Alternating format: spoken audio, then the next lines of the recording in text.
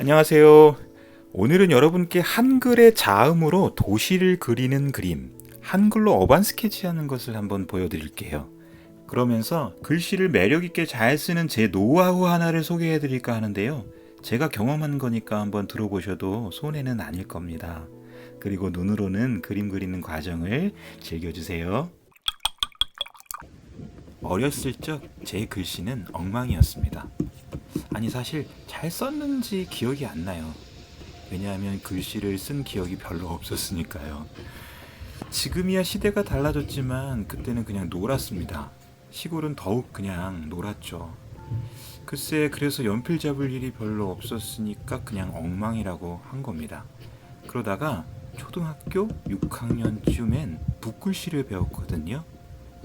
설마 여러분 글씨 잘 쓰는 방법이 붓글씨를 배우라는 것이구나 라고 정리하시는 건 아니시죠? 뭐 시골이 다 그렇듯 잘해서 붓글씨를 배웠다기보다는 뭐 할 게 없었고요. 해야 한다니까 그냥 마지못해서 그래서 배웠죠. 자, 잘 들어보세요. 오호라 제 글씨에 대해선 여기부터 여기 이거부터 기억이 나는 겁니다. 이때부터 제가 터득한 게 있어요. 물론 지금에 와서 보니까 그렇다라는 거지 그때 그 꼬마가 이런 생각을 했겠습니까? 글씨는 그림처럼 그리기였다는 겁니다. 그러니까 붓글씨는 그림이었습니다. 이맘때쯤 난 그림이 재밌었어요. 제 이전 영상에서 제 초등학교 시절에 대한 이야기를 했던 거 혹시 들으셨던 분은 아실 거예요? 근데 이게 뭐람? 붓글씨를 가만히 보니 글씨를 그리더라라는 걸 알게 된 거죠. 그래서 저도 그렸습니다. 써보라고 주어진 그 샘플 글자처럼 그리고 하라는 대로 따라 그렸습니다. 분명히 따라 쓴 게 아니었어요. 자, 제 손 지금 보고 계시잖아요. 길쭉하지 않고 짤짤막해요. 이게 손근육이 발달된 손이라고 하더라고요. 만들기를 잘 하는 손이랍니다. 뭐 누군가는 예술가의 손이라고 그렇게 얘기하기도 하는데 이건 믿거나 말거나. 나름 손의 잔근육은 좀 발달되어서 그런지 붓글씨에서 가장 중요한 힘 조절도 잘 했던 기억이 납니다. 그래서 붓글씨를 잘 썼어요. 뭐 제 기억엔 그렇습니다. 그때 제가 쓴 붓글씨의 글귀는 그래서 아직도 기억나는데 이겁니다. 을충년 소띠해. 이게 참 뭐 별거 아닌 내용인데 이게 뭐라고 기억이 납니까? 제 생각은 이때부터 글씨는 그리기였습니다. 아주 간단했죠. 글씨를 잘 쓰려거든 단 한 가지, 그대로 따라 그린다. 무엇을 따라 그리면 될까요? 당연하죠. 잘 쓴 글씨죠. 그리고 가만 보면요, 그림과 글씨는 연관관계가 있어요. 붓글씨가 그리기라면 그걸 여러 번 긋는 못 그리는 털선 아시죠? 털선으로 붓글씨를 썼겠습니까? 네, 한 번에 그어야 해요. 한 번에 휙, 일필휘지라고 하잖아요. 교본의 모양에 따라 한 번에 그어보는 겁니다. 그러니까 힘 조절이 연습이 돼요. 거기다가 한 번에 긋는 연습을 어렸을 때부터 한 거죠. 이게 스케치의 선긋기 아니겠습니까? 네. 뭐 여튼 저는 그림에 재미가 붙을 때쯤 붓글씨를 아주 조금이나마 배워본 게 큰 도움이 됐다는 아주 소실적 이야기였습니다. 눈치채셨죠? 무엇을 말하고 싶은지요? 댓글에서 많은 분들이 글씨를 배워보고 싶다고 하셨습니다. 그래서 한글날에 무슨 콘텐츠를 하지 하고 생각하다가 이 별 시덥지 않은 그냥 아주 개인적인 얘기를 꺼냈습니다. 여느 글씨 가르쳐주는 유튜브들처럼 글씨 쓰는 방법을 체계적으로 사실 그들이 체계적일까라는 건 아직 잘 모르겠습니다. 여튼 그렇게 가르쳐드리지는 못하지만 내가 경험하고 그대로 해본 거, 그래서 효과 있었던 아주 비밀스러운 방법 하나를 말해드리려 합니다.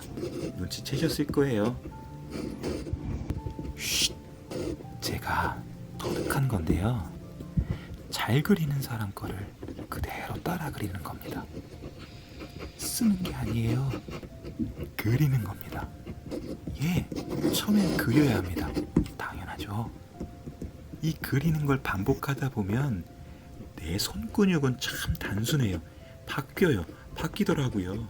그러면 자기도 놀랍니다. 어머, 이거 되네. 근데 아주 똑같아지는 건 아니에요. 글씨의 매력 포인트만 잘 따라옵니다.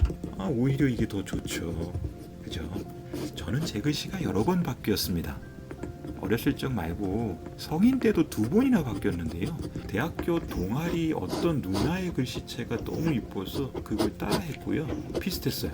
직장 시절 윗분에 막 휘갈기는 글씨체 있잖아요. 그게 너무 좋아서 그걸 따라했답니다. 사실 그 영향이 지금도 있어요. 제 글씨체가 바뀌는 순간 그때마다 누군가의 글씨를 따라했었죠.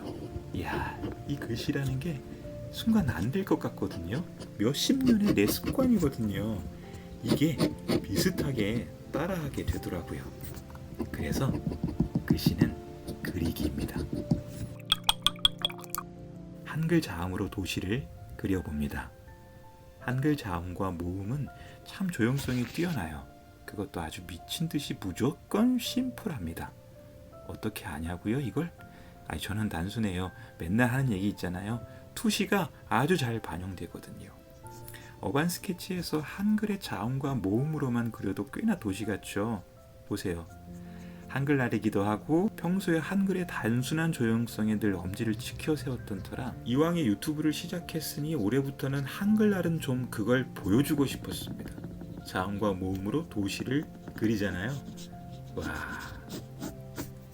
사실 제가 이거 말고 다른 것을 가지고 한번 그림을 그려봤어요.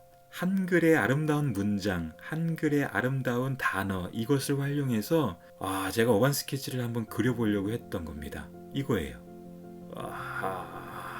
망했어요. 그냥 망했어요. 보통 힘든 게 아니고요. 엄청난 시간을 들여야겠더라고요. 그냥 망했어요. 자, 이렇게 하듯 여러분, 우리의 글씨도 그려보세요. 네, 우리의 글씨 쓰지 말고 그리세요. 어느 순간 그게 여러분의 글씨가 되어 있을 겁니다. 참, 한글날이니까 알아두면 쓸데있는 한글에 대한 이야기 하나. 한글이 세상에서 가장 신비한 문자라는 글을 봤습니다. 그거 아세요? 세계 문자 가운데 유일하게 한글만이 그것을 만든 사람과 반포이를 알고 있다는 것. 그리고 거기다 왜 이렇게 글자를 만들었는지 원리까지 아는 건 아주 유일하다고 합니다. 우와, 세계에 이런 문자는 없습니다. 오늘 세상에서 가장 신비한 문자인 한글의 자음으로 도시를 그려봤습니다. 머릿속에서 상상한 도시이지만 그런대로 조형성이 아주 좋지 않아요? 그리고 여러분의 글씨도 괜찮은 사람 글씨체를 따라 잘 그려보세요. 여러분의 것이 될 겁니다. 시청해주셔서 감사합니다. 또 봐요.